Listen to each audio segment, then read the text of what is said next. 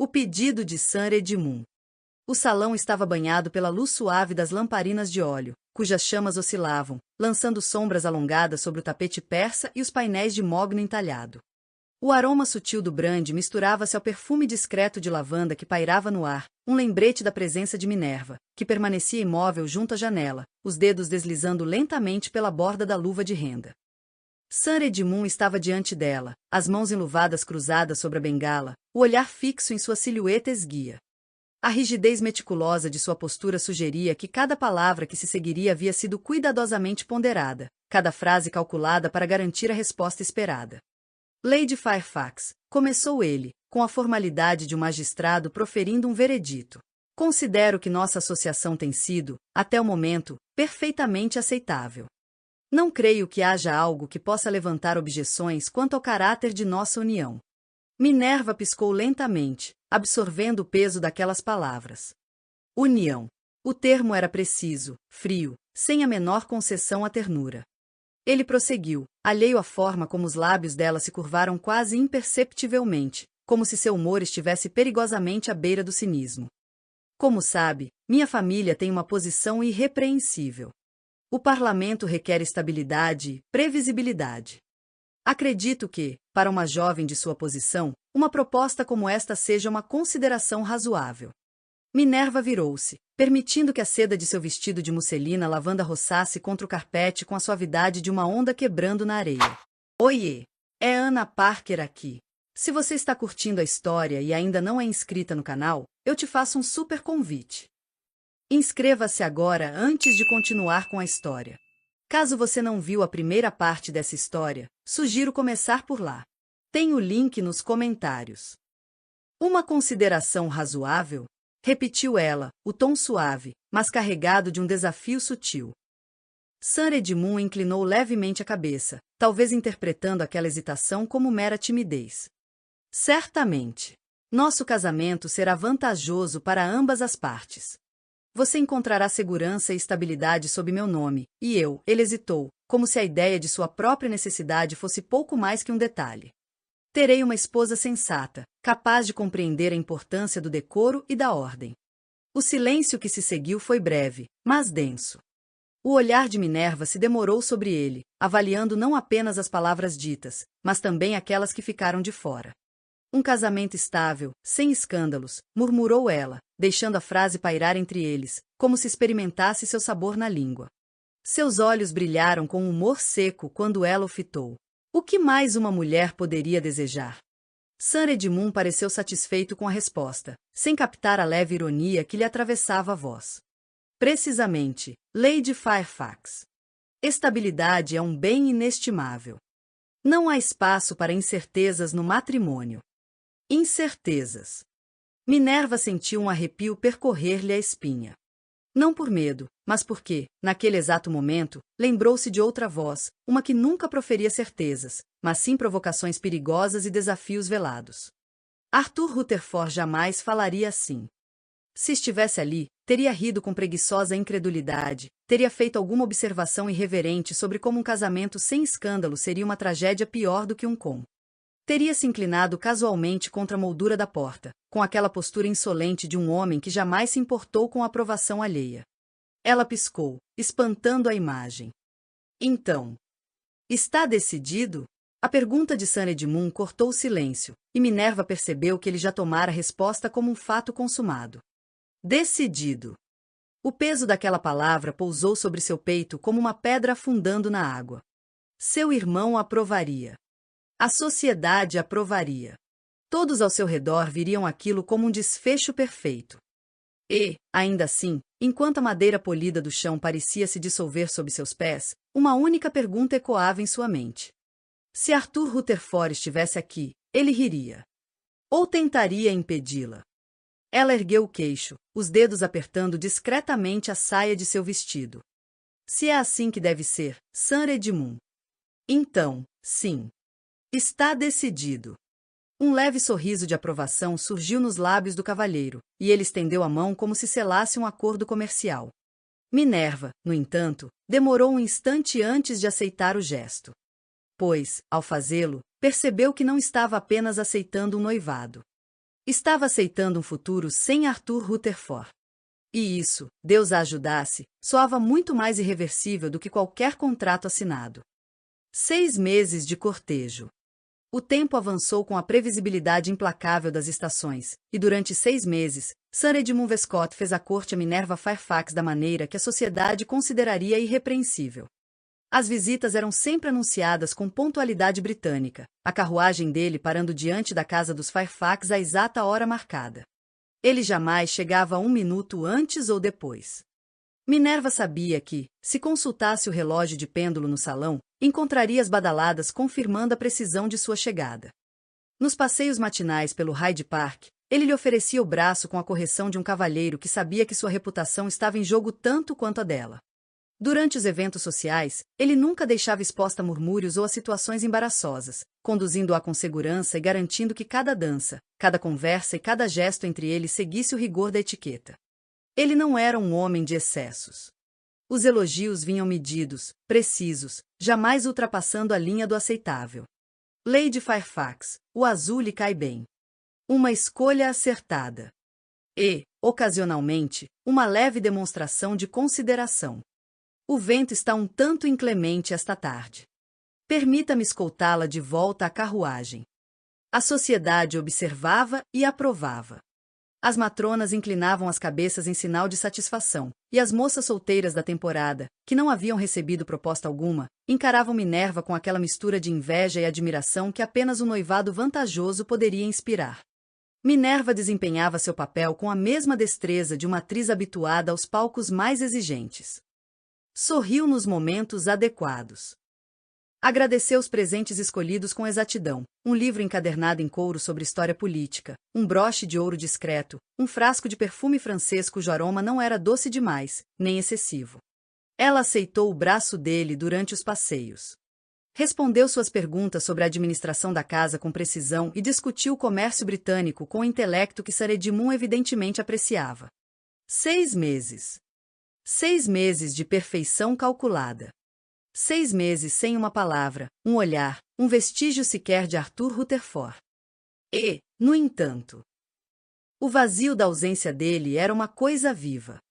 Havia momentos em que Minerva se pegava esperando algo inesperado.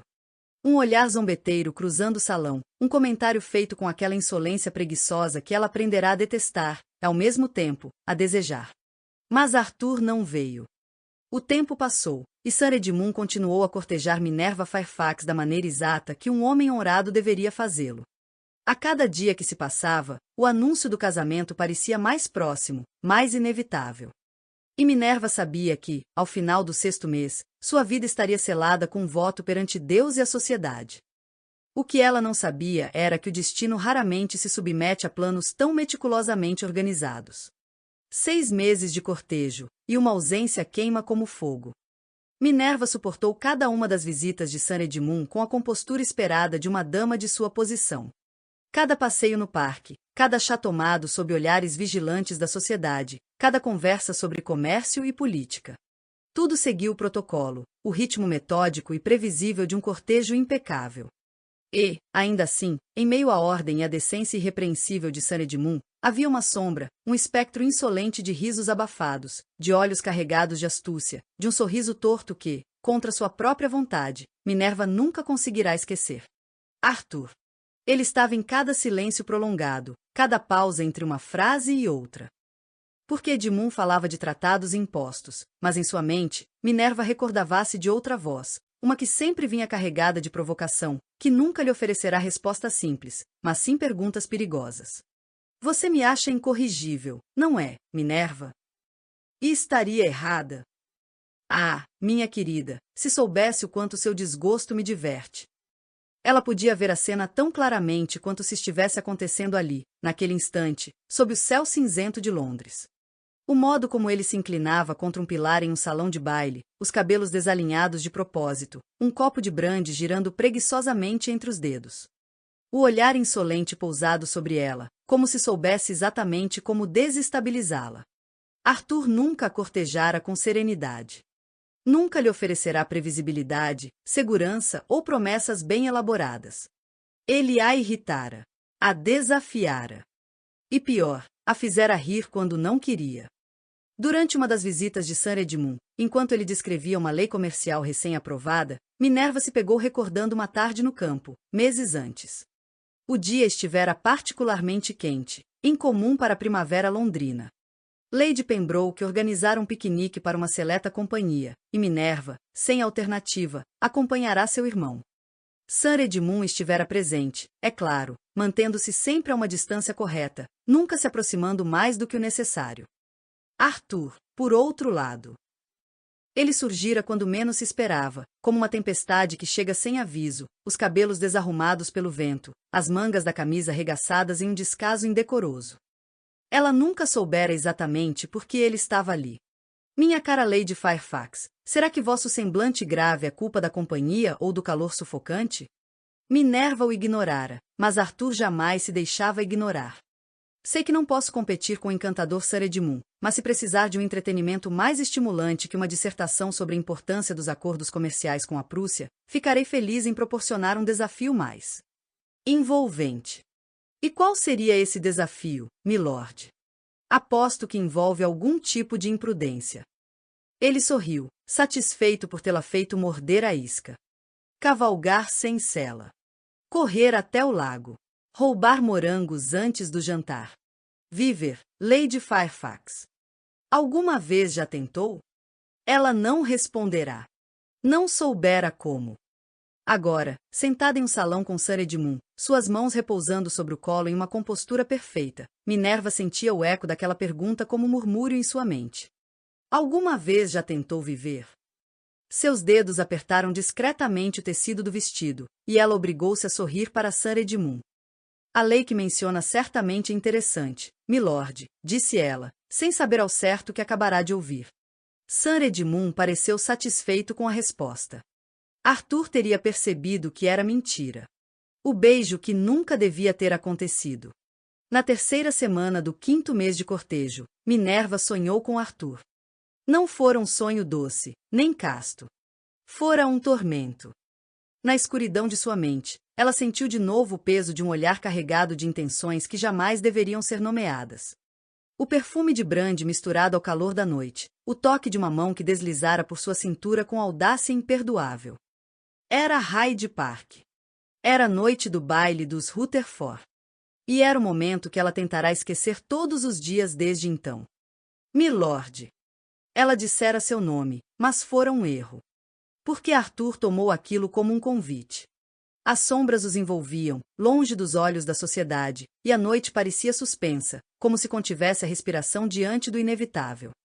Ele a puxara para mais perto, os dedos firmes na curva de sua cintura, a outra mão erguendo-se para a pele nua de seu pescoço.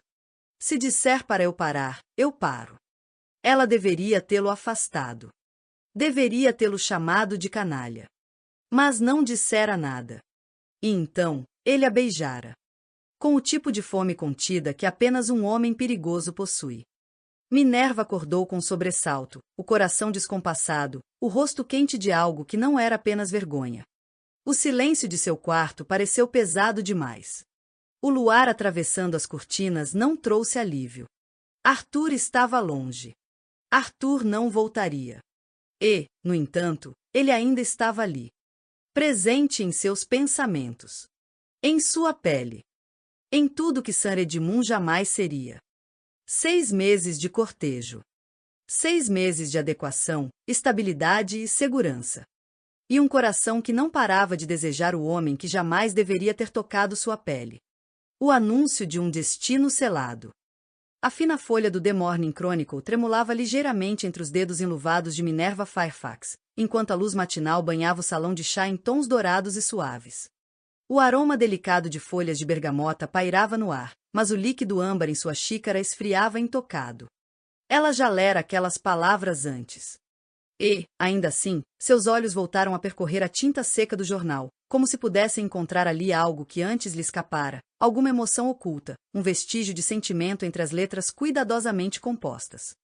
É com grande satisfação que Sir Edmund Vescott, cavalheiro de distinta linhagem e honrada reputação, anuncia seu noivado com Miss Minerva Fairfax, dama de conduta ilibada e respeitável posição como tutora das jovens da casa Harrington.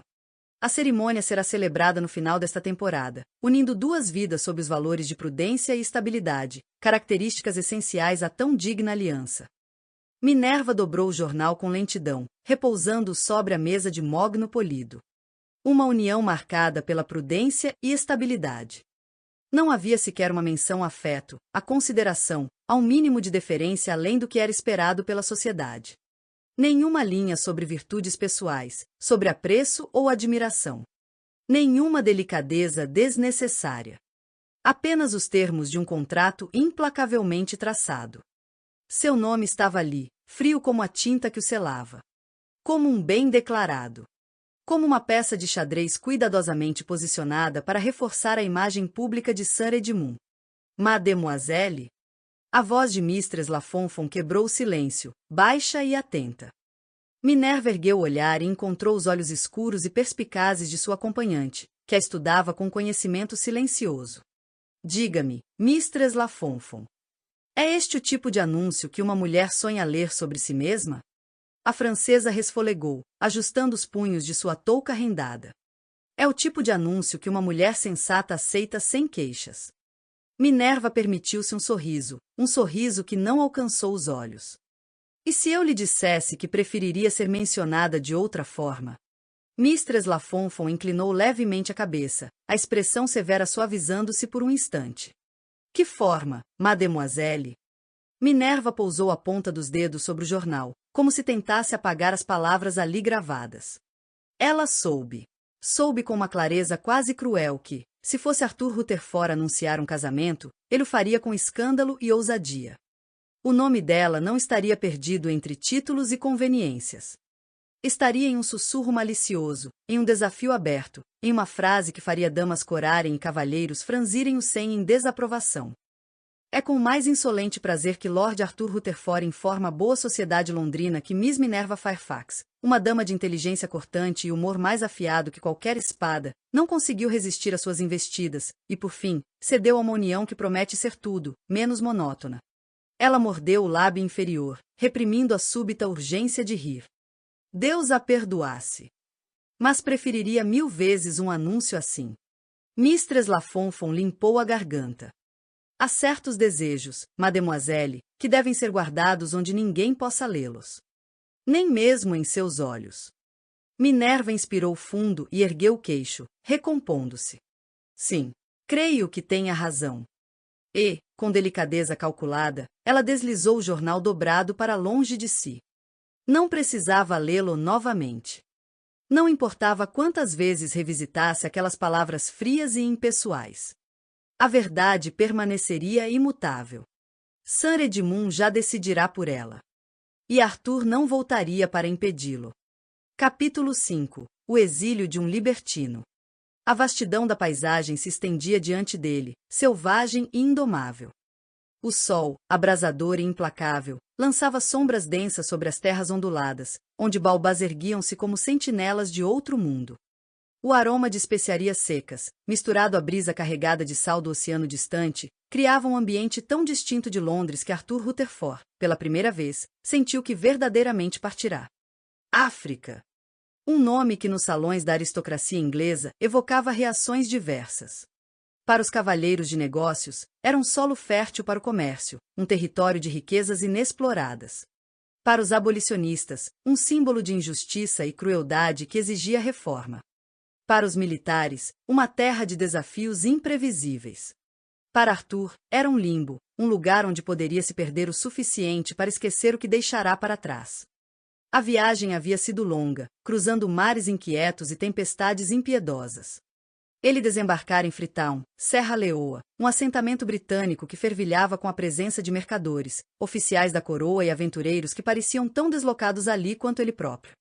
As ruas eram uma mistura de culturas. Marinheiros ingleses bebiam ao lado de comerciantes africanos, missionários discutiam fervorosamente sobre a evangelização dos nativos, e soldados circulavam com um ar de tédio vigilante. Arthur, no entanto, não viera como soldado, comerciante ou missionário. Ele viera porque Londres não era mais uma opção. Parta, antes que a situação se torne irreversível. As palavras de Henry Fairfax ainda ecoavam em sua mente, frias e definitivas. Ele não precisará de mais do que um olhar para compreender que sua permanência significaria destruição. Dele, dela, de ambos. E agora, ali estava ele, envolvido em algo muito mais complexo do que pretendia.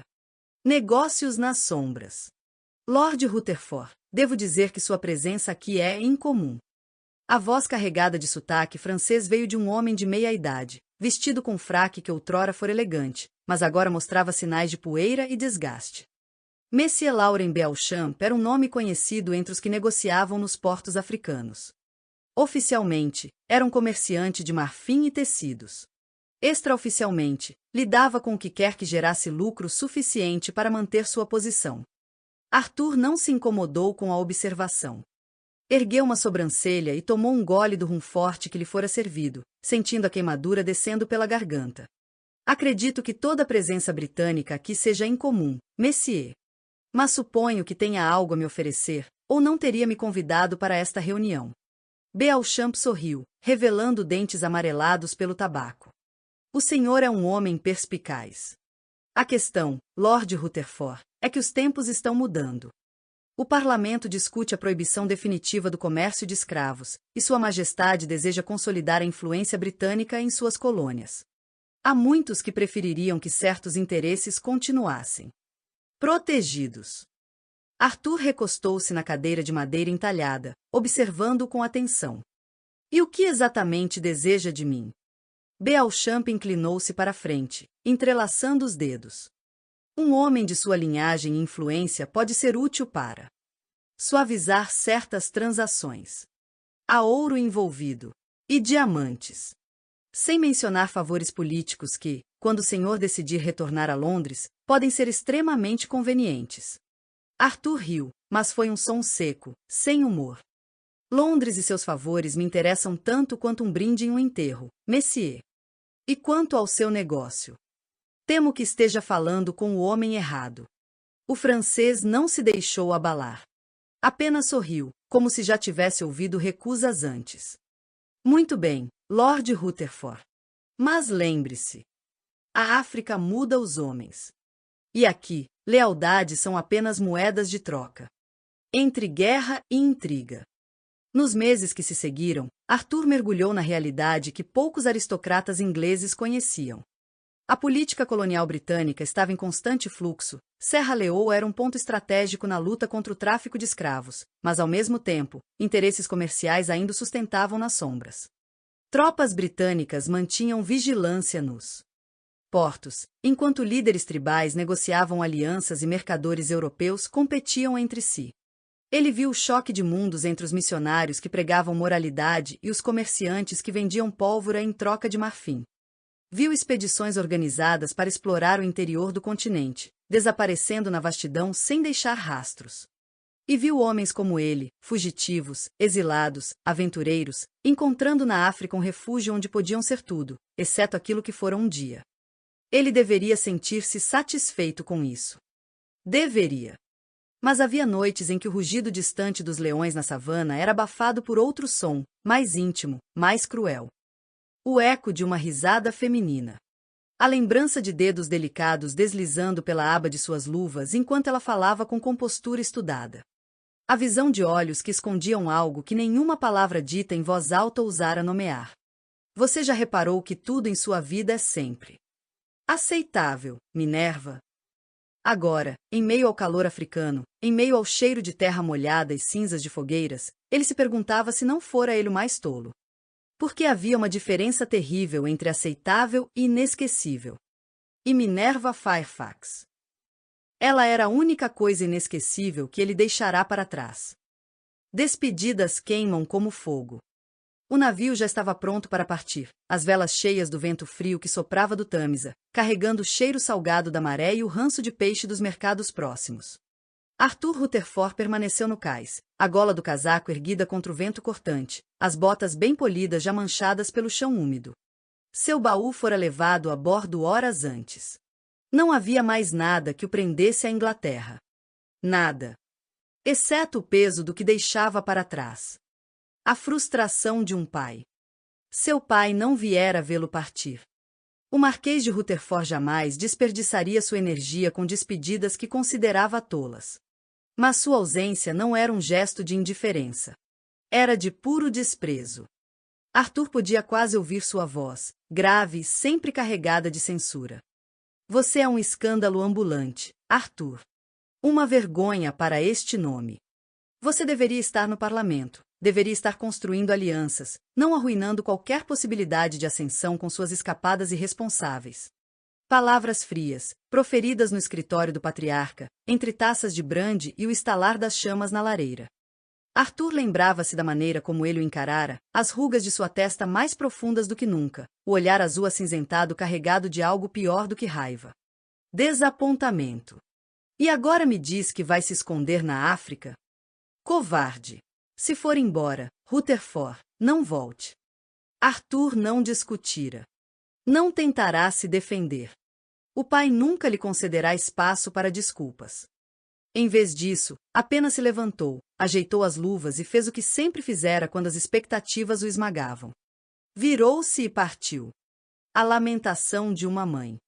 Sua mãe, ao contrário, chorara. Lady Helena Rutherford não era mulher de derramar lágrimas em público, mas quando ele se despediu dela naquela manhã, encontrou-se diante de uma visão que jamais desejara ver. Ela estava sentada em seu boudoir, os olhos claros inchados pelo pranto contido, um lenço de linho bordado apertado entre os dedos. O espelho refletia sua imagem com uma melancolia cruel, uma mulher que fora uma força inabalável na alta sociedade, agora reduzida à dor de ver o filho partir. Arthur. Ele ajoelhou-se diante dela, segurando sua mão fria entre as suas, e, pela primeira vez em anos, permitiu que a barreira entre eles se desfizesse. Mãe, não faça isso.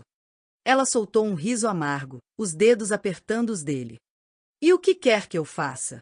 Que eu me orgulhe de ver meu filho mais novo fugir para o outro lado do mundo. Que eu finja que isso não é um exílio imposto. Ele desviou o olhar, incapaz de negar. Lady Helena suspirou, afagando sua mão com ternura, como fazia quando ele era menino. Você sempre foi um espírito livre, Arthur. Desde pequeno, nunca aceitou limites.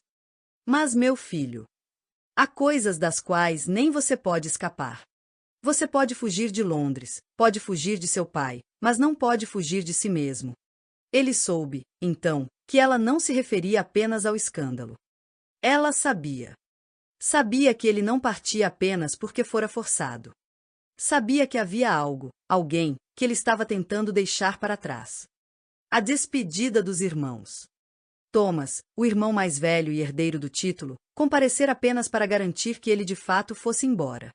Espero que tenha estômago forte para febres tropicais e picadas de cobras, Arthur. O tom era seco, mas Arthur percebeu a preocupação não dita. Espero que tenha estômago forte para todos aqueles jantares políticos insuportáveis, Thomas. Um riso curto. Um aperto de mão firme. Arthur não esperava mais do que isso. Catherine, por outro lado, viera ao cais, os olhos brilhando com uma tristeza que ela tentava disfarçar com ironia. Então você realmente vai embora. Arthur sorriu, ajeitando a aba do chapéu. Aposto que o salão de jantar ficará mais silencioso sem minhas observações inconvenientes. E muito mais tedioso. Ela o abraçou, os braços finos apertando com uma força surpreendente. Seja o que for que você está fugindo, Arthur. Não deixe que o alcance. Ele não respondeu. Não havia necessidade. E então, ele partiu. O último olhar lançado à cidade de Londres não lhe trouxe alívio. E, por mais que desejasse negar, havia um nome que ele carregaria consigo, por todo aquele oceano, por cada terra distante, por cada noite de silêncio e cada dia de calor abrasador. Minerva Fairfax. E Deus o ajudasse, porque ele não sabia se algum dia seria capaz de esquecê-la. A vela oscilava com a brisa quente que atravessava o acampamento improvisado, lançando sombras incertas sobre as tábuas desgastadas da mesa. Arthur Rutherford inclinou-se para trás na cadeira de madeira, deixando a cabeça pender contra a lona da tenda, os olhos fixos no céu africano, onde as estrelas brilhavam com uma nitidez impossível sob os céus cinzentos de Londres. Ele estava longe. Longe o suficiente para que o som da noite fosse pontuado pelo distante rugido de um leão e pelo canto insistente de insetos invisíveis. longe o suficiente para que o ar carregasse o peso da terra úmida, do tabaco queimado e do suor de homens que trabalhavam sem descanso. Longe o suficiente para que ninguém ali soubesse quem ele era. E, ainda assim, ele se lembrava. Porque não importa quantos oceanos tenha cruzado, quantos portos tenha conhecido, quantos dias tenha suportado sob o sol escaldante, Londres ainda o assombrava. Um cavalheiro faz seu próprio destino. O sol poente tingia o horizonte de âmbar e carmim, lançando sombras longas sobre as terras vastas e indomadas. O vento quente soprava do interior, carregando o cheiro da terra fértil, da madeira recém-cortada e das especiarias exóticas que perfumavam os mercados improvisados nas docas. Era um aroma que não existia em Londres, cheiro de possibilidades.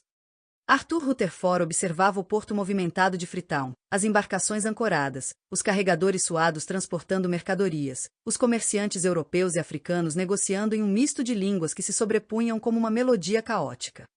A África não era o fim. Era um começo. Por toda parte, havia ouro a ser feito, não o ouro herdado, mas o conquistado. E ele o faria com suas próprias mãos. O coração comercial da África.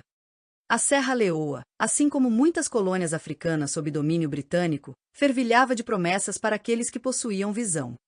O comércio marítimo expandia-se como nunca, e a região era um centro vital para a exportação de produtos que Londres desejava com avidez.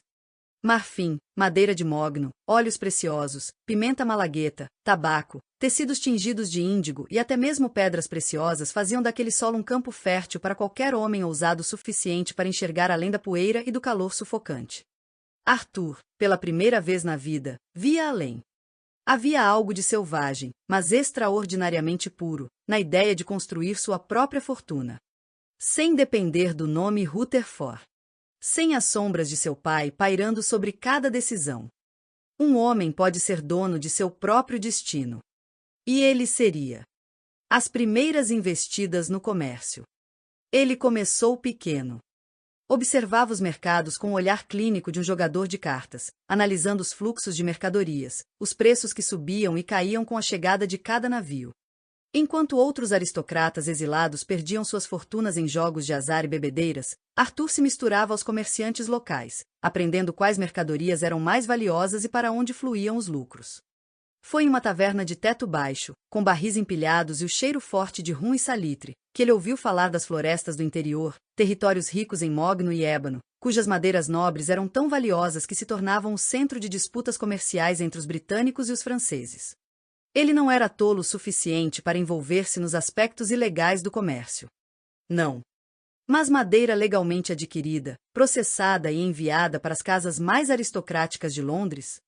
Isso era algo que poderia ser feito. E ele faria. A construção de um legado. A madeira era um artigo de luxo na Europa. As melhores peças de mogno africano enfeitavam os aposentos de duques e viscondes, esculpidas em mesas maciças, cadeiras ornamentadas e armários incrustados com marfim. Se pudesse controlar esse mercado, se tornar indispensável, Arthur não seria apenas um aventureiro, seria um homem de negócios.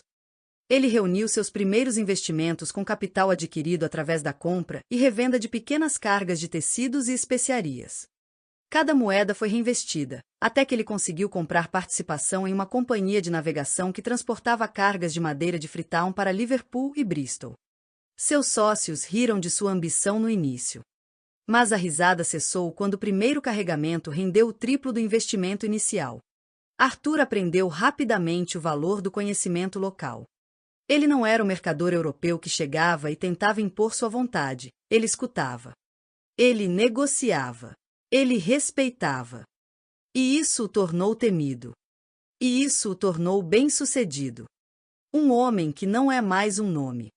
Certa noite, enquanto verificava os registros de embarque, um de seus sócios, um escocês endurecido pelo sol, observou com um misto de curiosidade e respeito. Sabe, Rutherford, não sei o que um cavalheiro como você está fazendo neste buraco de mundo. Mas está fazendo muito bem. Arthur sorriu, girando entre os dedos uma moeda de ouro que agora ele mesmo havia ganho. É um conceito curioso, não é? Um cavalheiro. Mas um cavalheiro que ganha sua fortuna, em vez de apenas gastá-la. O escocês soltou uma gargalhada. Se me permite dizer, milord. Seu pai deve estar se revirando em sua poltrona de veludo neste exato momento. Arthur tomou um gole de rum e recostou-se. Que bom! Assim ele se lembra de que existo. A promessa de um retorno. Os meses passaram, e sua riqueza crescia. Não uma riqueza de títulos vazios e terras herdadas, mas uma riqueza construída por suas próprias mãos. E quando olhava para os navios que partiam carregados de sua madeira, para os contratos assinados com seu próprio nome, sentia algo que nunca havia experimentado antes. Poder. Independência. O começo de um legado que não pertencia a seu pai, nem à sua família. Pertencia a ele. E quando, um dia, voltasse para Londres, não voltaria como filho imprudente do Marquês de Rutherford. Voltaria como um homem que não devia nada a ninguém. Mas Londres. Ah, Londres. Ela não significava apenas dinheiro, tampouco vingança. Ela significava um nome. Minerva Fairfax. E no fundo de sua mente, a cada contrato assinado, a cada navio enviado, a cada moeda que caía no cofre. Ele sabia que sua história com ela ainda não estava terminada. O retorno de um homem feito. O Horizon cortava o oceano com a precisão de uma lâmina, suas velas brancas inchadas pelo vento do Atlântico. Arthur Rutherford permanecia à proa, as mãos enluvadas apoiadas na murada de madeira polida, o olhar fixo no horizonte onde, em alguns dias, surgiria a silhueta cinzenta de Londres. Londres! Ele deixará a cidade como um homem marcado pelo escândalo, um segundo filho sem propósito, um aristocrata sem título próprio e sem a influência necessária para desafiar aqueles que o julgavam indigno. Agora, voltava como um homem forjado pelo próprio esforço, dono de uma fortuna que não carregava a assinatura de seu pai, mas sim o peso de seu próprio nome. As marés haviam mudado. E Arthur retornava para tomar aquilo que deveria ter sido dele desde o início. O ouro da África e o destino de um homem. O que os cavalheiros londrinos sabiam de comércio? De risco? De fortuna construída além das paredes confortáveis de um clube aristocrático? Muito pouco. Na África, Arthur aprenderá a diferenciar os homens comuns dos que sabiam moldar seu destino. Nos portos fervilhantes de Freetown, os comerciantes africanos, britânicos e franceses disputavam a primazia sobre as mercadorias mais cobiçadas: madeira de mogno e ébano, ouro, marfim, especiarias tão raras que podiam ser trocadas por pedras preciosas, e óleos valiosos que perfumavam as cortes europeias. Mas não eram os bens que o fascinavam, e sim o conhecimento. Enquanto outros britânicos se comportavam como senhores em terras estrangeiras, Arthur aprendeu com os próprios africanos. Ouviu seus conselhos, compreendeu as nuances do comércio local, estabeleceu relações que iam além do mero lucro. Ele os respeitava. E, por isso, era respeitado. Os homens que trabalhavam para ele não eram servos, eram parceiros, homens de visão e habilidade, que cresciam junto com sua empresa. A escola que ele financiara não era caridade, mas um investimento no futuro, para que aqueles que haviam construído sua fortuna tivessem a chance de crescer por si mesmos. A África lhe ensinara sobre poder de verdade, e agora, ele usaria esse conhecimento para dobrar Londres à sua vontade. Ele não voltava como um filho desesperado para conquistar a aprovação do pai. Voltava como um homem que não devia nada a ninguém. A preparação para a conquista. Os baús de madeira, bem protegidos no porão do Horizon, não continham apenas sedas finas, tecidos tingidos à perfeição e pedras preciosas lapidadas com habilidade de artesãos inigualáveis. Eles carregavam o símbolo de sua ascensão. Os contratos assinados por sua própria mão. As promissórias de seus negócios. Os registros de suas embarcações que, naquele exato momento, cruzavam os mares carregadas com mercadorias destinadas às casas mais ilustres da Inglaterra. Não era mais um aristocrata sem rumo. Era um magnata. E quando desembarcasse no porto de Londres, os homens que um dia riram dele teriam de reconhecer o inevitável. Arthur Rutherford não era mais um aventureiro sem futuro. Ele era um jogador no tabuleiro de poder. E os Fairfax, os Rutherford, os Westcott. Todos teriam de aceitar essa nova realidade. As terras de um homem, a casa de uma mulher. A primeira coisa que faria ao pisar em solo inglês? Comprar terras.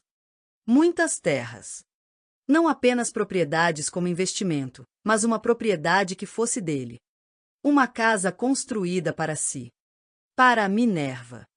Seu nome ainda ardia dentro dele, como um braseiro oculto sob cinzas antigas. Henry Fairfax acreditara que Arthur não era digno de sua irmã. Que ele era um libertino sem propósito, um nome que logo seria esquecido entre os escândalos da temporada. Oh, como ele se arrependeria!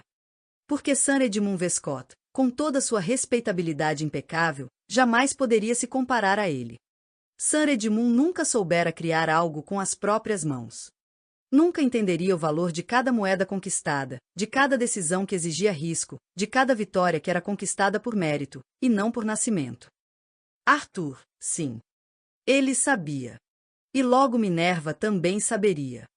Ele não voltava apenas por vingança, nem por orgulho ferido. Voltava porque, pela primeira vez na vida, tinha algo real a oferecer. Algo que não era apenas desejo, mas um futuro. Um homem feito por suas próprias mãos. O vento fustigava suas roupas, e Arthur respirou fundo, absorvendo o cheiro do mar e do sal, sentindo o peso do que estava por vir. Nos últimos anos, ele aprenderá que fortuna alguma tem valor se não for compartilhada. E aqueles que estiveram com ele na África, homens que haviam confiado nele, que cresceram ao seu lado, iriam prosperar junto com ele. As crianças que aprendiam nas escolas que ele financiara teriam oportunidades de verdade. Os que trabalhavam ao seu lado cresceriam com ele, e não à sombra dele.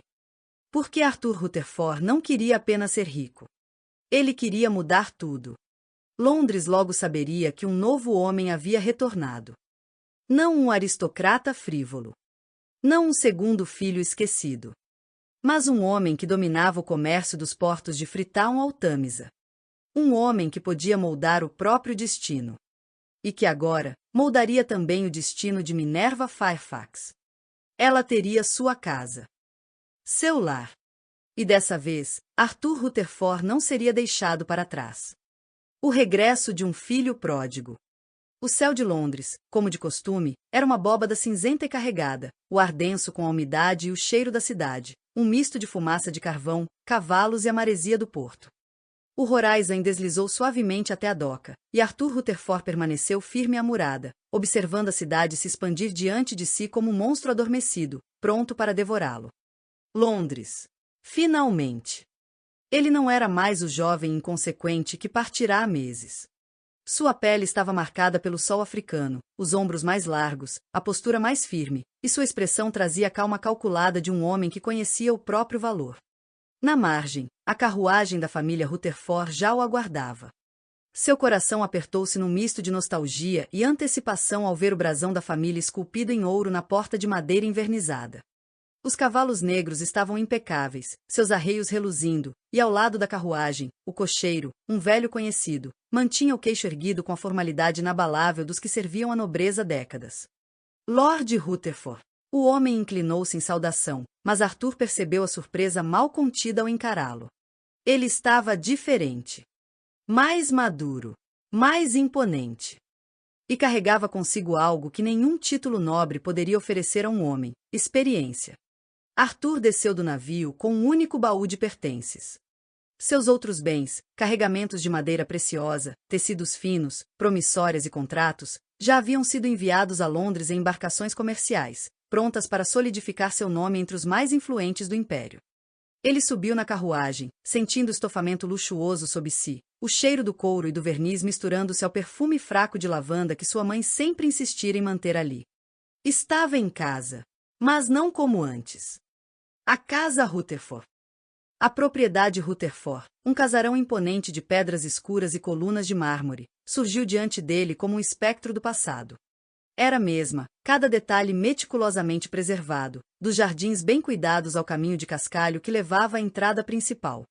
Ao descer da carruagem, um lacaio apressou-se para abrir as portas duplas de carvalho. Arthur entrou. E foi recebido pelo silêncio. Por um momento, nada. Apenas o eco de seus próprios passos sobre os tapetes orientais, o estalar da lareira na grande sala e o leve murmúrio dos criados que espiavam discretamente das sombras.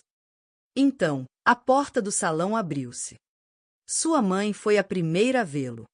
Lady Helena Rutherford, orgulhosa, impassível, escocesa até a última fibra do corpo, parou no limiar da porta, observando de cima a baixo como um oficial examinando um soldado retornando da guerra. E então, ela sorriu.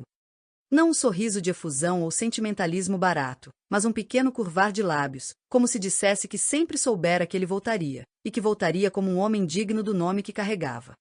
Finalmente, um verdadeiro Rutherford. Sua voz era um misto de orgulho e satisfação. Demorou, mas parece que, no fim, o sangue escocês falou mais alto. Arthur riu baixinho e levou sua mão aos lábios em um gesto de respeito. Mãe, creio que posso finalmente dizer que pertenço a este nome. Ela ergueu uma sobrancelha. Agora que você construiu o seu próprio? Sim, acho que sim. Então, o silêncio foi quebrado por um bufar irritado. Poupem-me dessa dramatização, pelo amor de Deus. O Marquês de Rutherford entrou no salão como um trovão de desagrado. Seu pai não havia mudado, o mesmo olhar severo, os mesmos trajes impecáveis, o mesmo ar de desaprovação permanente. Arthur sempre se perguntara se um dia veria naquele homem algo além de frustração consigo, mas agora. Agora ele já não se importava. Eis que o errante retorna. O Marquês cruzou os braços, estreitando os olhos. Se veio em busca de redenção, espero que tenha trazido algo de valor além de cicatrizes de terras bárbaras. Arthur sustentou seu olhar sem desviar. Trouxe algo melhor, pai. O silêncio no salão ficou tenso. Arthur avançou um passo, tirou uma folha de papel dobrada do bolso e a estendeu ao mordomo, que, após um breve instante de hesitação, entregou-a ao Marquês. O velho lorde desenrolou o papel e leu. Seus olhos correram rapidamente sobre as palavras. E então pararam. Ele releu. E releu outra vez. Isso é, o tom de sua voz mudou. Arthur sorriu, sem pressa. Sim, terras. Na Inglaterra. Compradas com minha própria fortuna. Os olhos do pai se estreitaram. E investimentos em companhias de navegação? Madeira e manufatura? Esses valores. Arthur ergueu a sobrancelha. Oh, eu diria que agora sou um homem de negócios de certa influência. Mas, claro, não esperava que se importasse. O Marquês apertou os lábios, fechando o papel bruscamente. Eu já não esperava nada de você, Arthur. Mas devo admitir. Isso é mais do que esperava ver algum dia. Não era um elogio, mas também não era um insulto. E isso já era uma vitória. A aprovação de Thomas. Então é verdade? Arthur se virou e encontrou Thomas, o irmão mais velho, parado à soleira da porta. O herdeiro dos Rutherford tinha a mesma postura imponente de sempre, mas seus olhos traziam algo que Arthur jamais vira antes: respeito. Você comprou suas próprias terras. Arthur assentiu. Sim. E tenho negócios a administrar. Mercados a conquistar. Londres ainda não sabe, mas seu irmão é agora um nome entre os grandes comerciantes do império. Thomas sorriu, balançando a cabeça. Finalmente, Rutherford. Ele avançou e estendeu a mão. Diga-me, como é não precisar depender da paciência de nosso pai? Arthur apertou a mão do irmão, rindo. Libertador, eu diria. Então seja bem-vindo ao mundo dos homens que fazem fortuna, em vez de apenas gastá-la. Lady Helena observava a cena com os olhos faiscando de orgulho. O Marquês, ainda um pouco escandalizado, resmungava algo inaudível, mas Arthur não se importava. Ele havia voltado. Não como filho desajustado. Não como um aristocrata inconsequente. Mas como um homem que fizera seu próprio nome. E muito em breve. Londres inteira saberia disso. Um fantasma retorna. O salão era uma catedral de luz e movimento, um redemoinho dourado onde o brilho das velas transformava cada reflexo em ouro líquido. Os candelabros de cristal, suspensos como estrelas capturadas, lançavam uma claridade cálida sobre as paredes adornadas com painéis entalhados, onde anjos e grifos esculpidos observavam silenciosamente a dança da sociedade. O teto abobadado, pintado em tons suaves de azul e marfim, parecia dissolver-se na cintilação das luminárias, como se a noite lá fora não existisse. O perfume doce de rosas recém-colhidas e jasmim pairava no ar, entrelaçado ao aroma discreto de velas de cera de abelha e ao calor de corpos que se moviam em cadência perfeita. A fragrância de damas e cavalheiros misturava-se sutilmente, pó de lavanda nas luvas femininas, um leve traço de almíscar nos coletes masculinos, uma promessa perfumada que flutuava no espaço entre um convite à dança e uma despedida furtiva. O tilintar das taças de cristal, erguidas em brindes discretos, ecoava suavemente entre os acordes da orquestra, acompanhando as risadas abafadas que escapavam por trás de leques de renda e conversas murmuradas nas sombras das colunas de mármore. O farfalhar das saias de tafetá e seda mesclava-se ao ritmo das passadas calculadas, um sussurro de tecido deslizando pelo chão encerado, onde casais dançavam com uma elegância quase mecânica, ensaiada desde a infância. O piso de carvalho polido refletia o brilho das velas e o movimento das saias, como se a própria madeira respirasse com o fluxo da multidão. Aqui e ali, os sapatos reluziam sob a luz bruxuleante, botinas de couro lustrado, sapatilhas bordadas em fios de ouro, um detalhe sutil que denunciava riqueza e refinamento. E no meio de tudo isso, o jogo da aristocracia seguia seu curso. Um sorriso bem colocado podia selar uma aliança. Um olhar prolongado, um toque disfarçado pelo tecido das luvas. Podia significar o início de um escândalo. Cada movimento, cada palavra, cada deslizar de um dedo sobre o vidro de uma taça tinha um peso, uma consequência. Porque aquele não era apenas um baile. Era um campo de batalha mascarado de elegância. E então, ele apareceu. O salão não silenciou, a música não parou, mas algo mudou. Uma corrente invisível passou pelo ar, como se o espaço ao seu redor se contraísse e expandisse em um instante imperceptível. Minerva Fairfax soube antes mesmo de vê-lo. Não pelo som de passos, porque ele sabia se mover sem alarde. Não pelo burburinho ao redor, porque aqueles que notaram sua chegada fizeram-no com sussurros contidos, com olhares furtivos que carregavam mais incredulidade do que escândalo. Ela soube porque sentiu. O ar, outrora leve, tornou-se denso, carregado de uma eletricidade latente, como o prelúdio de uma tempestade que se aproxima sem aviso. O riso das damas, os cumprimentos educados, até mesmo os acordes do quarteto de cordas, tudo se dissolveu em um murmúrio indistinto. As cores vibrantes dos vestidos e das casacas se esmaeceram, os rostos ao seu redor perderam contorno, tornaram-se sombras sem identidade, presença sem importância. E então, quando o inevitável aconteceu e seus olhos se voltaram para ele, o passado se materializou. Arthur Rutherford. O mesmo. E, ao mesmo tempo, irrevogavelmente outro. Ele não era um homem que se vestia para ser notado. Ele era um homem que, vestido ou não, seria impossível de ignorar. E Minerva não precisou procurá-lo. Porque Arthur Rutherford já a encontrara. Ele já a observava. Como um predador paciente, firme em seu posto, sem pressa, sem hesitação.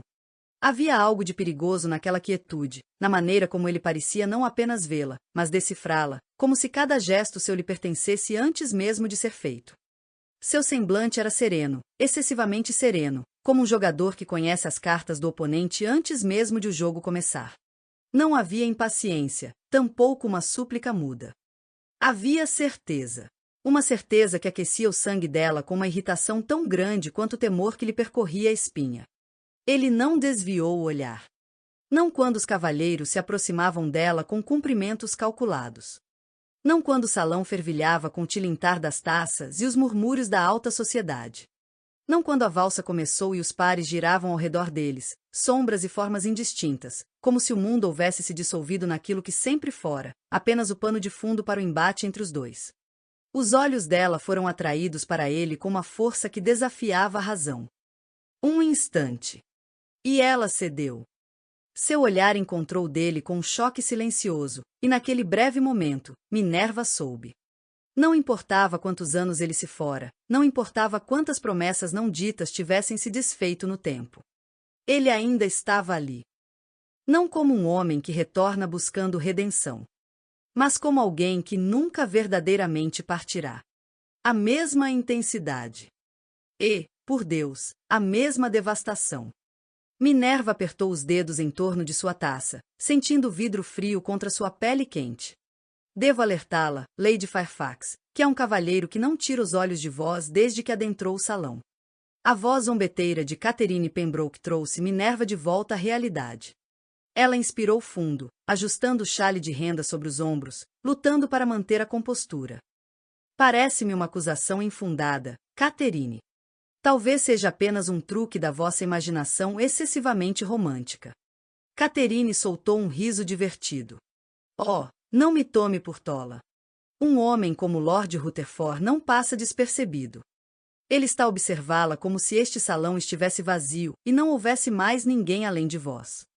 Minerva não ousou virar o rosto, mas sentiu o peso daquele olhar queimando-lhe a pele. E quando finalmente cedeu, quando seus olhos encontraram os dele, foi como se um nó invisível se apertasse ao redor de sua garganta. Arthur inclinou a cabeça num cumprimento. Um gesto simples, controlado. Mas em seus olhos havia guerra. Um último desafio. Arthur Rutherford se movia com uma graça indolente, aquela segurança quase insolente que parecia desafiadora até mesmo em sua calma. Mas havia algo diferente agora, uma presença que não vinha apenas do modo como usava seu fraque perfeitamente cortado, nem da precisão calculada de cada passo que dava sobre o chão de mármore polido. Não. A diferença estava no peso do homem que ele se tornará. A postura de Arthur Rutherford não era apenas de um cavalheiro que regressava após anos ausente. Era a de um homem que voltava como um conquistador. Os cortes de seu traje eram impecáveis, escolhidos não apenas com bom gosto, mas com propósito. O fraque negro, de um tecido tão refinado que absorvia a luz em vez de refletir, moldava-se a seus ombros largos como se fosse uma extensão de seu corpo. O colete de brocado azul acinzentado, um tom que recordava o mar ao amanhecer, trazia botões de prata polida, e sua gravata, atada com nó perfeito, não tinha aquele rigor enfadonho dos cavalheiros londrinos, mas uma leve desordem deliberada, como se confessasse que fora ajustada às pressas por mãos femininas. Ele exalava perigo e sofisticação na mesma medida. E Minerva Fairfax percebeu o exato momento em que sua presença reverberou pelo salão. Os murmúrios cessaram. Os leques congelaram no ar por um breve instante, antes de retomarem seu movimento apressado. Os cavalheiros desviaram olhares. As damas sussurraram umas para as outras, inclinando-se ligeiramente, tentando esconder a súbita excitação pelo retorno inesperado do homem cuja reputação fora tecida entre escândalos e mistério. Mas Minerva não precisou de apresentações quando ele se aproximou. O silêncio ao redor foi suficiente. Os outros podiam observá-lo com surpresa. Ela, não. Ela já soubera. Lady Fairfax. A voz dele cortou o espaço entre os dois como uma lâmina afiada, revestida de veludo. Um convite. E uma ameaça ao mesmo tempo. Minerva manteve a cabeça erguida, os lábios curvando-se suavemente na exata medida de um sorriso que não cedia, mas também não provocava. Lord Rutherford. Sua entonação era impecável, como se seu peito não estivesse pesado com a força da lembrança, como se o nome dele não queimasse em sua boca. Que surpresa vê-lo de volta à civilização. Os olhos de Arthur brilharam. Dizê-lo assim dá a entender que Londres me viu partir como um bárbaro. Minerva ergueu uma sobrancelha com a precisão de uma lâmina sendo afiada. E não foi? Sua voz era tão doce quanto venenosa. Se bem me lembro, vossa partida não foi das mais honrosas. Ele riu baixinho. Um som rouco e preguiçoso. O tipo de riso que não pedia permissão para existir, que subia de sua garganta carregado de algo perigoso. Minerva sentiu aquele som antes mesmo que sua pele tivesse tempo de reagir. De fato, Lady Fairfax. Arthur balançou a cabeça, os olhos fixos nela como se houvesse apenas os dois no salão. Mas há algo curioso em minha desonra. Ao que parece, os homens desonrados tendem a regressar com fortunas que os tornam muito difíceis de ignorar. Minerva não pestanejou. Era um jogo antigo, que ambos conheciam bem. E, no entanto, o tempo e o dinheiro não mudaram vossos hábitos. Seu tom era um equilíbrio perfeito entre o desprezo e a indiferença ensaiada. Ainda me observais como se estivesseis prestes a cometer um erro. Arthur inclinou-se ligeiramente para mais perto, mas não o suficiente para quebrar as regras do decoro. Mas perto bastante para que ela sentisse o calor de sua presença. O perfume que trazia no colete, uma mistura sutil de tabaco, madeira e algo cítrico, que não pertencia a Londres, mas ao mundo que ele explorara. O mundo ao qual ela nunca pertencera. A voz dele caiu para o murmúrio carregado de ironia. Ou talvez apenas esperando que cometais um. O ar entre os dois se tornou palpável. Pesado. Minerva sentiu os dedos se apertarem contra a renda de suas luvas. Cada nervo em seu corpo implorava que desse um passo para trás, que restaurasse a distância que ele quebrava com nada além de palavras. Mas não recuou. Não poderia. Não com ele ali. Não quando seu próprio coração traiçoeiro ainda se lembrava do que era estar perto demais de Arthur Rutherford. A verdade dói. Imagino que o nome de Sir Edmund já tenha sido gravado em vossos convites de casamento, Lady Fairfax. Minerva sorriu, mas foi um sorriso calculado, ensaiado. Vossa imaginação é deveras fértil, milord. Arthur inclinou a cabeça, como se ponderasse suas palavras, seus olhos percorrendo o ar com a mesma precisão de um jogador de xadrez antes do checkmate. E vós sois uma péssima mentirosa. Minerva manteve sua expressão impenetrável. Se me recordo bem, milord, o vosso julgamento sobre mim já não tem qualquer peso. Ah, mas vede como me iludis, Minerva. Ele sussurrou, e desta vez, seu tom carregava algo além da provocação. Algo mais sombrio. Ela piscou. Ouso dizer que o tempo vos fez mais audaz. O tempo me fez tudo o que eu nunca fui antes. Por um instante, ela sentiu o chão desaparecer sob seus pés. Aquele homem diante dela não era mais um jovem aristocrata rebelde, sem um nome que pudesse sustentar por conta própria. Arthur Rutherford era agora um homem com riquezas, terras e poder. E, no entanto, os olhos dele ainda devoravam como no passado. A vossa ausência não me causou grandes inquietações, Lord Rutherford. Ele riu, mas não havia humor no som. É mesmo? Pois a vossa ausência me assombrou, Lady Fairfax. A música continuava ao fundo, os casais giravam pela pista, o mundo seguia como se nada estivesse acontecendo. Mas Minerva sabia. Sabia que nada mais era o mesmo. A atmosfera ao redor dele se rarefez, como se o mundo houvesse se reduzido a um palco onde apenas os dois atuavam. As velas bruxuleavam nos candelabros de cristal, refletindo-se no chão encerado e nas joias das damas que deslizavam em valsas ensaiadas. Mas Minerva não dançava. Ela jogava. E Arthur Rutherford nunca recusará um jogo. A curta distância entre eles era apenas uma ilusão de decoro. Havia algo mais ali. Algo tenso, como a linha de um arco antes do disparo, como o momento exato antes de um trovão romper o céu. Arthur inclinou-se ligeiramente, um gesto que para qualquer outro pareceria banal, mas Minerva sentiu. O calor da proximidade dele, a forma como sua respiração quase roçava sua pele, como se testasse os limites da paciência e da razão. Os olhos dele não a deixavam. Ela poderia desviar o olhar, poderia se afastar e pôr um fim naquele jogo antes que se tornasse perigoso. Mas Minerva nunca recuava. Ela ergueu o queixo em um ângulo preciso e arqueou uma sobrancelha. Ainda não aprendestes a manter uma distância apropriada, milord? Arthur sorriu. Devagar. Preguiçosamente. O tipo de sorriso que fazia promessas que um cavalheiro não deveria fazer. E vós, Lady Fairfax? Ainda não aprendestes que uma mulher que teme ser tocada não deve olhar um homem nos olhos assim? Minerva não piscou. Aquele era o jogo que ele jogava. Um duelo travado não com espadas, mas com palavras afiadas e olhares que diziam mais do que a sociedade permitiria. Ela riu suavemente, o som tão delicado quanto um fio de seda deslizando entre os dedos. Tendes a presunção de pensar que vos temo? Oh, minha cara!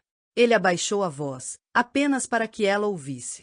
Temo que seria muito mais fácil se temesseis. O coração de Minerva tropeçou.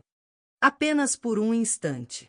Apenas o suficiente para que ela soubesse que ele percebera. Arthur Rutherford sempre percebia. A luz dourada dos candelabros brincava sobre a linha de sua mandíbula, destacando a curva da boca que nunca expressava um pensamento inocente. Seus olhos, azuis como o mar ao entardecer, seguravam os dela como se desafiando-a a olhar para qualquer outro lugar. Se me recordo bem, milord, vossa habilidade em manipular palavras era muito mais afiada do que vossa habilidade em manter promessas.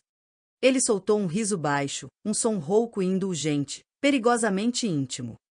E se me recordo bem, Lady Fairfax, vossa habilidade em negar sentimentos era tão notável quanto vossa habilidade em sustentá-los.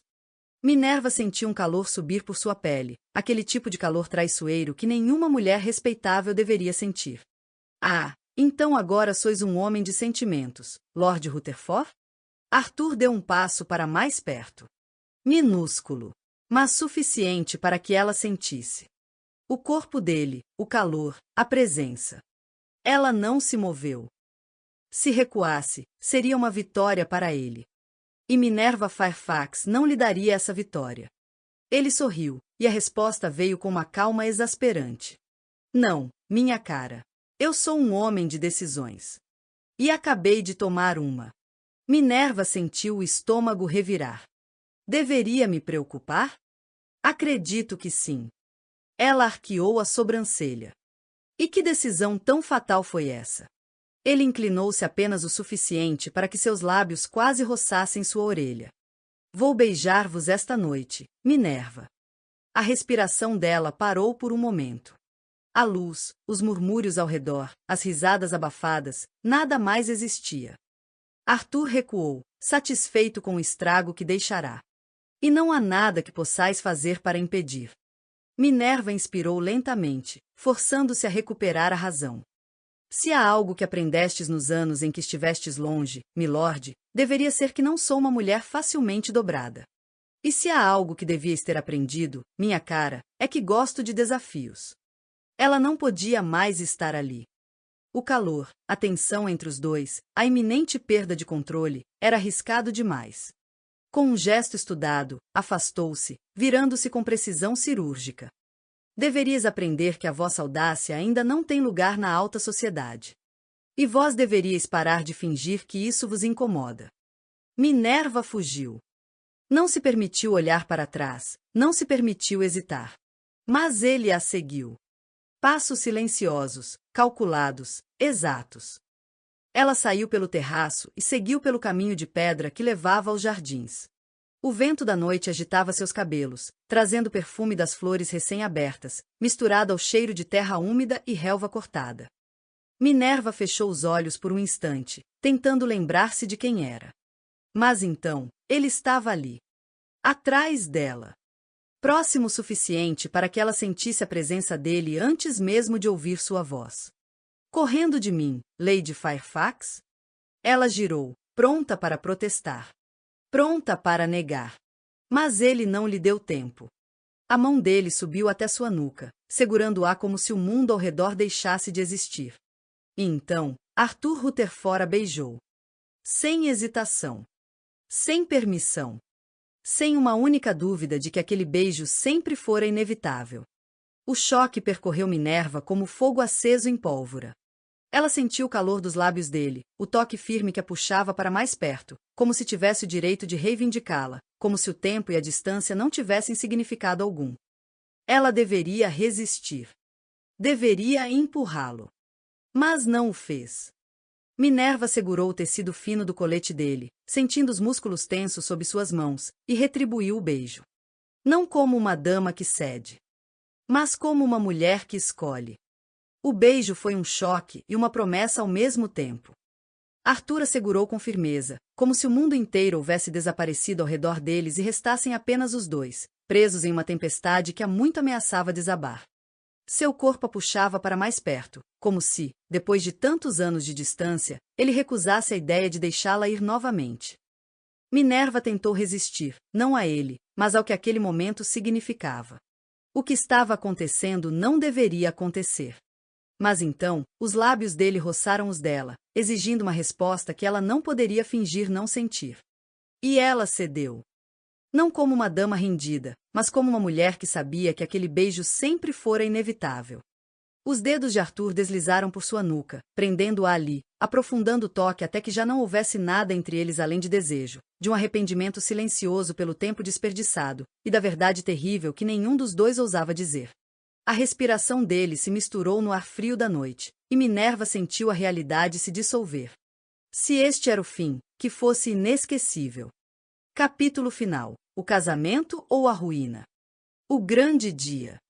A igreja resplandecia em ouro e alabastro, a luz matinal filtrando-se pelos vitrais, lançando sombras coloridas pelo piso de mármore impecavelmente polido.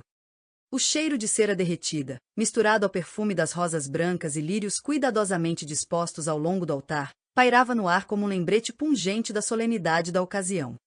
O murmúrio discreto dos convidados flutuava como um véu sobre o silêncio sagrado do templo. As damas, adornadas em seus melhores vestidos de seda e tafetá, abanavam-se preguiçosamente com leques de madrepérola, seus olhares ansiosos acompanhando cada detalhe com uma curiosidade bem disfarçada. Cavalheiros impecavelmente trajados trocavam comentários em tons baixos, como se já estivessem a discutir o desfecho inevitável de um jogo cujo vencedor já fora decidido. Sir Edmund Vescott aguardava no altar. E eu caminhava até ele.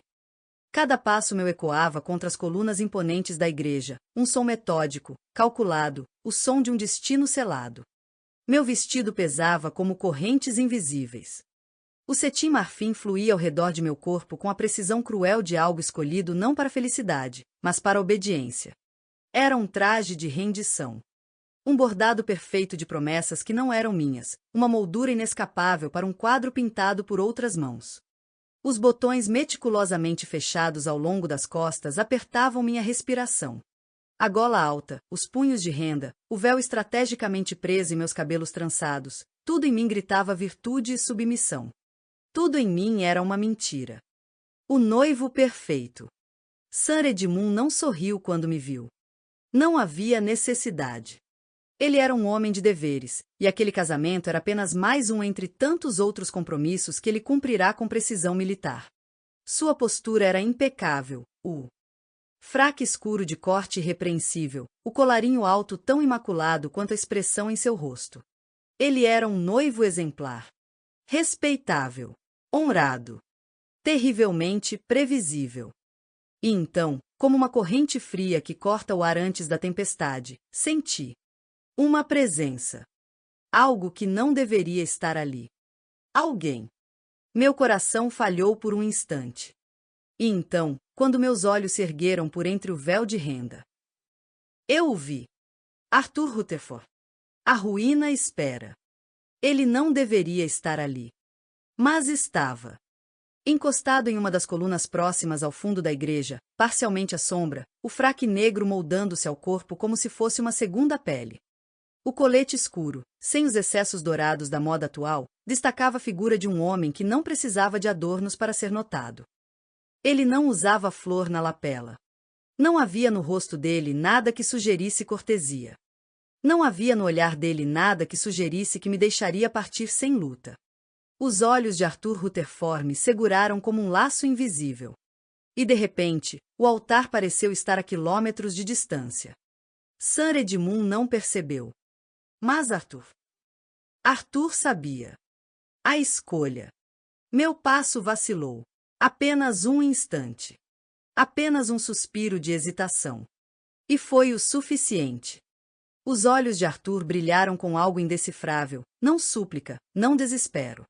Certeza. Como se, ao me ver ali, vestida para um casamento que não era meu, ele compreendesse que eu nunca pertenceria a ninguém além dele. E então, antes que eu pudesse recuperar o fôlego, ele se moveu. Deixou a sombra das colunas, caminhando para frente, em um gesto calculado, controlado, mas letal. Não apressado. Não desesperado. Um predador que sabia que sua presa já estava encurralada.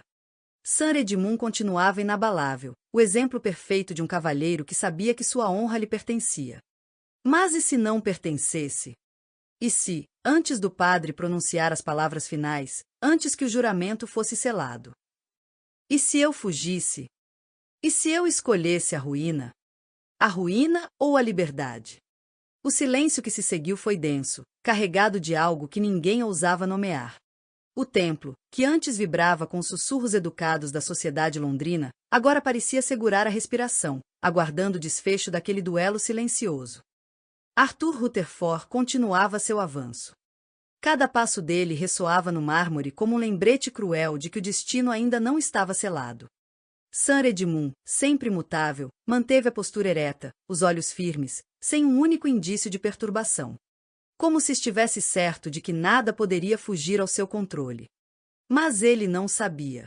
Não sabia que a presença de Arthur fazia minha pele queimar sob as camadas de cetim e renda. Não sabia que, por um instante, o peso do meu vestido tornou-se insuportável. Não sabia que, sob o véu, meus olhos não estavam voltados para ele. Mas Arthur sabia. E foi por isso que ele sorriu. A última tentação. Que cena encantadora! A voz de Arthur cortou o ar com a precisão de uma navalha, suave o bastante para parecer uma saudação cortês, afiada o suficiente para ser um desafio. Houve um sobressalto entre os convidados. O burburinho começou, abafado e ansioso, um veneno que se espalhava entre os bancos ocupados por damas de colarinhos engomados e cavalheiros de postura impecável. Sir Edmund ergueu o olhar para ele, mas não se moveu. Lord Rutherford. Sua voz permaneceu fria, mas havia um leve aperto em sua mandíbula, um sinal de irritação. Que surpresa vê-lo entre nós! Arthur fez uma leve mesura, sua expressão indolente e provocadora na medida exata para inflamar a tensão na sala. Não deveria ser. Afinal, um evento como este exige testemunhas. Ele pausou, e então seus olhos voltaram para mim. Prendendo-me. Desafiando-me. E nenhuma testemunha seria mais apropriada do que eu. Meus lábios se entreabriram, mas nenhuma palavra veio. Havia algo hipnotizante na forma como ele pronunciara aquelas palavras, um peso nelas, uma promessa velada, um lembrete cruel do que nos ligava. Sir Edmund, sempre o cavalheiro perfeito, não alterou o tom de voz. Uma cerimônia de casamento não é um espetáculo para o entretenimento dos desocupados, Lord Rutherford. O sorriso de Arthur se aprofundou, como se ele se divertisse com a tentativa de intimidação. Ora, Sir Edmund, o que é um casamento, senão o mais teatral dos compromissos? Um murmúrio escandalizado atravessou a igreja. Algumas damas levaram as mãos à boca, outras abanaram-se com vigor renovado. Mas Arthur não olhava para ninguém além de mim. E eu sabia o que ele queria. Ele queria que eu escolhesse. O momento da decisão. O padre pigarreou, hesitante, os olhos alternando entre Sir Edmund e Arthur. Era evidente que o pobre homem não sabia se deveria continuar ou se a própria igreja desmoronaria antes do fim da cerimônia. Sir Edmund finalmente se virou para mim. E então, ele me ofereceu sua mão. Era um gesto pequeno. Mas carregava tudo. Minerva. Sua voz era firme, sem hesitação. Sigamos com o que foi acordado. Eu engoli em seco. Era o momento. Eu deveria dar um passo à frente, aceitar sua mão, proferir os votos e viver uma vida segura, previsível, vazia. Ou eu poderia escolher a incerteza. O caos. Arthur. Eu podia senti-lo. Cada fibra de seu ser me chamava, sem uma única palavra dita. Então ele fez algo que nenhum homem jamais faria em uma igreja, diante de todos os olhos do mundo respeitável. Ele estendeu a mão. Não com formalidade, mas com algo selvagem e primitivo, uma exibição silenciosa de que não seguiria as regras daquela sociedade. Seu olhar dizia vem. Meu coração dizia corre. E meus pés, pela primeira vez na vida, não obedeceram ao dever. Corri. Os gritos vieram como trovões logo atrás. Ouvi as damas clamarem meu nome, ouvi o som de minha mãe desfalecendo nos braços de alguma parente horrorizada. Ouvi Sir Edmund respirar fundo, como um homem que via seu futuro desmoronar diante de seus olhos. Ouvi os murmúrios da igreja se tornarem um rugido. Mas então, ouvi Arthur rir. E nada mais importava. O beijo da ruína. O vento frio da manhã cortava meu rosto, arrancando-me o véu, desmanchando as tranças meticulosamente presas em meus cabelos. O vestido de cetim, feito para deslizar graciosamente sobre salões aristocráticos, agora tropeçava contra a pedra rude das ruas. Arthur me puxou para perto, sua respiração entrecortada pela corrida. Nunca imaginei que fugiríeis comigo, Minerva. Meu peito subia e descia, a adrenalina queimando sob minha pele. Então sois um tolo, Arthur Rutherford. O coche nos esperava. Ele abriu a porta, mas não me empurrou para dentro. Ao invés disso, segurou meu rosto entre as mãos. E naquele momento, tudo desapareceu. O casamento perdido. O escândalo iminente. O futuro incerto. Havia apenas ele. E então, sem hesitação, sem palavras, ele me beijou. Foi um beijo como um desafio aceito. Um beijo de uma mulher que escolhera não a segurança, mas a paixão. Um beijo que queimava como fogo sobre cera, derretendo tudo o que antes me prendia. Arthur sorriu contra meus lábios. E agora, Lady Fairfax? Para onde desejais fugir? Minha risada veio antes da resposta. Para qualquer lugar, milord. Meus dedos entrelaçaram-se aos dele. Desde que esteja comigo. O coche partiu, e Londres nunca mais seria a mesma. Oiê! Está curtindo a história? Comenta qual parte você gostou até agora aqui nos comentários. E não se esqueça de se inscrever. É muito importante para mim. Beijos!